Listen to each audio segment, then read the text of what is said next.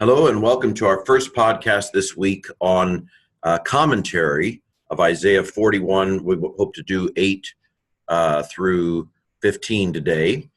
Where we are is in Isaiah 41, and Israel is returning from captivity. So picture the year 538, sometime around there. Cyrus has defeated the Babylonians in 539 BC. And in 538, Cyrus allows conquered peoples to return to their homeland. This is a very good political strategy, of course, because rather than the enemy of my enemy is my friend, right? Israel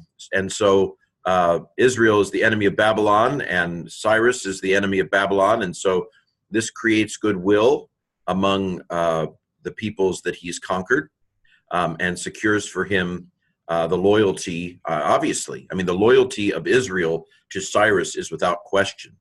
It's a good strategy. But anyway, Israel is a little timid, it seems, in these verses. They're not sure whether to trust the Lord or not. And no doubt you have or will go through periods like that, where you know with your head that God is trustworthy, but you're not. I mean, it's kind of like when I get on a plane. My head tells me on a number of levels. My head tells me, the Lord is watching over me, and if the Lord wants to allow me to die, the Lord will allow me to die. Right? There's nothing I can do about it. And scientifically, there's very little chance of a plane crashing, and I sit there on the plane, and I'm not as bad as I used to be, but several years ago, probably 20 years ago, I was going through a fear phase, especially after 9/11. And I would tell myself, I couldn't make this plane crash if I wanted it to. My head was telling me I have nothing to fear, and that I should trust in the Lord, and I should trust in the science of planes. And yet that doesn't necessarily keep us from being anxious. And so Israel is anxious. It feels anxious. And the Lord is assuring them here in these verses that they can trust him, and that he is going to bring them safely back to Jerusalem and reestablish them as a people. Let's go ahead and begin with verse 8. But you are Israel, my servant, Jacob, whom I have chosen you, descendants of Abraham, my friend. Now, several interesting things here. It's very striking to me that God calls Israel his friend. David was a friend of God, I believe, and we could be friends of God too. It's a little informal, but it is interesting. A lot of times we associate God being Abba, Father, in the New Testament, but God is Israel's friend in the Old Testament as well. And so that was probably the most striking thing about this verse, that God calls Israel his friend. Now, this is the first time that the servant of the Lord is identified. Now, we all know the servant of the Lord from Isaiah 53. And as is our tendency, we tend to read Isaiah 53 out of context. We don't read it. What I mean is, we don't read Isaiah 53 generally in the flow of this section of Isaiah. We just kind of lift some verses out of Isaiah 53 and apply them to Jesus. Now, one of the questions I'll be asking when we get to Isaiah 53 is whether there was a first meaning as well. Was there a near meaning? Was there a meaning that related to Israel? I, of course, completely accept the fuller sense, the spiritual sense, the possibly secondary sense of that being in relation to Jesus. In fact, it may very well be that is the first meaning of that passage, or at least a close first meaning. But I do want us to pay attention as we it'll be months before we get to Isaiah 53. But I want us to pay attention to the fact that here in Isaiah 41, for the first time, the servant of Yahweh is identified as Israel, as Jacob. And so in context, that's something we're going to keep tracking as we go through these verses. You are my servant, Israel, Jacob, whom I have chosen, seed of Abraham. Okay, now, of course, the seed of Abraham, that is a expression that the New Testament uses. Hebrews uses it in Hebrews chapter 2, that the Lord is not saving angels, he is saving the seed of Abraham. Of course, we understand that to include Gentiles who have been grafted in the New Testament. Well, verse 9, let's continue. Israel, whom I have taken you from the ends of the earth and from its farthest regions, and I have called you and said to you, you are my servant. I have chosen you. I have not cast you away. Okay, so again, the original meaning here is the restoration of Israel, the calling of Israel back from all of its lands. Of course, this is not in the first sense talking about anything that has taken place in modern times. I can imagine the dispensationalists have understood these verses in terms of the restoration of the nation of Israel in 1948. And of course, I certainly won't say that that is a echo of this passage. I won't in any way say that. I don't think that I'm in a position to deny that this would be an echo of that modern restoration of Israel would be an echo of this statement here. However, that's a spiritual consideration. As far as the original meaning, we are in a position to ask what was the original meaning of this verse. And the original meaning of this verse is about the restoration of Israel in the 530s BC, when Cyrus, king of Persia, allowed Israel to return. And so, again, we see that you are my servant. Again, it's relation to Israel here, clearly, in the context. And he's brought them back from all their lands, from the diaspora of the Babylonian captivity, back to Jerusalem. Of course, not all returned, right? A sizable Jewish community remained in Babylon. We know from the book of Esther that some Jews went on to the capital of Persia. And there were already Jews in Egypt from the time of before Jeremiah. And so Jews have been scattered throughout this region of the world, and they will remain scattered. However, a core group is returning or has returned to Jerusalem. Verse 10. This is a great verse. This was the verse that I did for my Hebrew letters yesterday, and this is the verse that I'll look at, Lord willing, on Thursday in terms of the grammar. There is an old song. I don't remember it exactly, so I'm sorry. I'd love for someone to send me the real tune and the real words, if you remember. But verse 10 is an old camp meeting song. I have a vague memory of it. It went something like this. Fear thou not, for I am with you. Be not dismayed, for I am your God. I will strengthen thee, yea, I will help thee. Yea, I will uphold thee with the right hand of my righteousness. I have a little cold, or I'm thinking about getting a cold. So sorry for the singing, but great verse, great memory verse. I love it. Something to memorize and to keep in mind. Do not fear, for I am with you. Don't get on the plane. Don't worry about the plane. I'm going to take care of the plane, God is saying. Do not fear, for I am with you. Do not be dismayed, for I am your God. There were other gods out there on the market. Some of them probably, actually all of them weren't dependable. Who were these other gods? Well, probably they were demonic figures, I would say. This is, of course, an interesting question. Did the Israelites believe that there were other gods? I think it's fairly clear that Israelites did believe that other gods existed. Even someone like Elijah, I assume, believed that Baal was a spiritual force.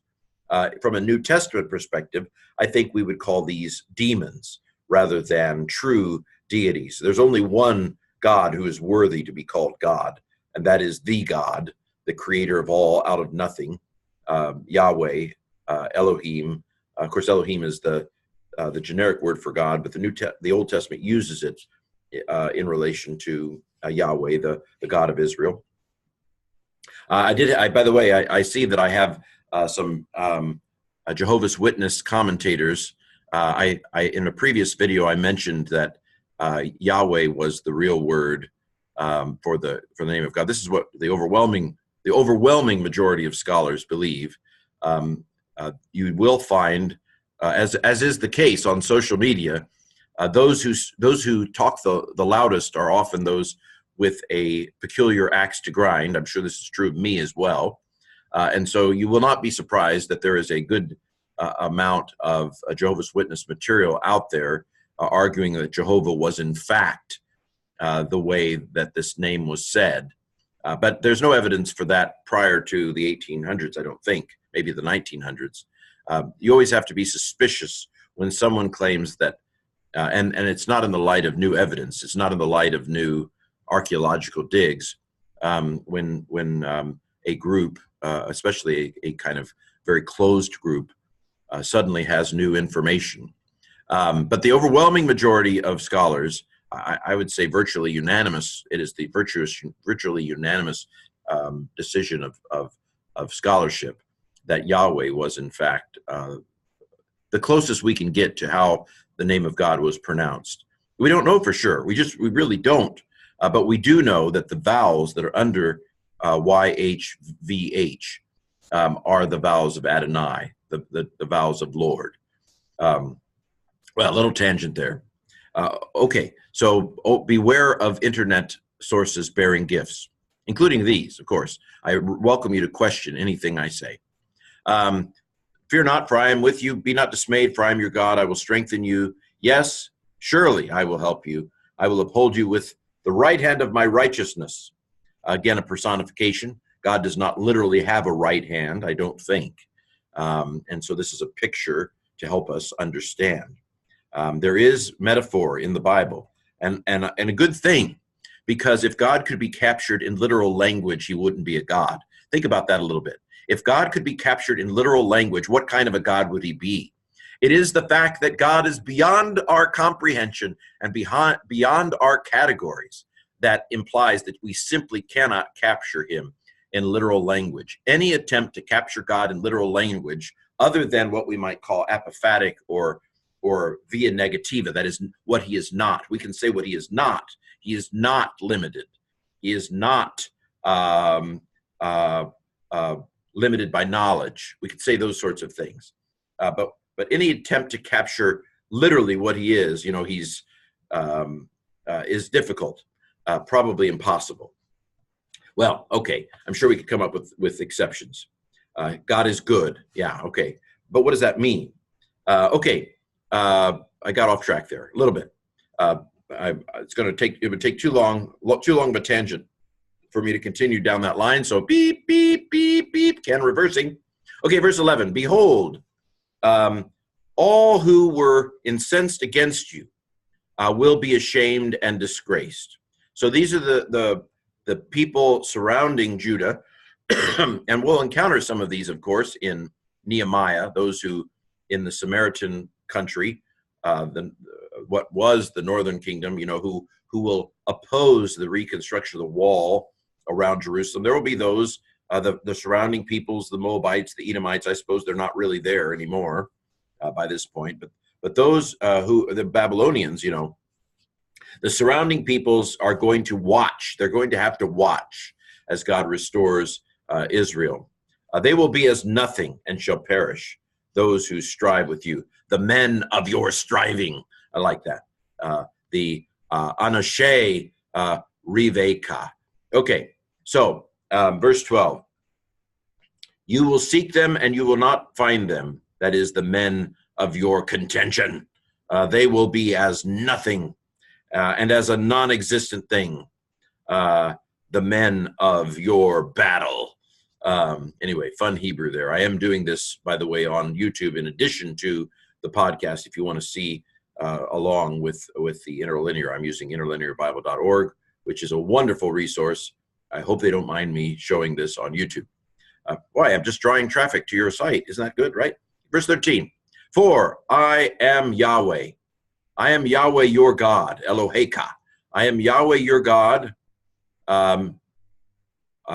holding your right hand. I'm the one holding your right hand. A lovely picture there of God holding our hand. Saying to you, do not fear. I will help you. Verse 14. Do not fear, you worm Jacob. Well, thanks a lot. Well, God seems to call Jacob a worm. And that's okay, I suppose, because we are, right? Compared to God, we're nothing. If we bristle a little at this, and I think probably there's something inside of me that thinks, wait a minute, why are you calling me a worm? But compared to God, I'm lower than a worm, right?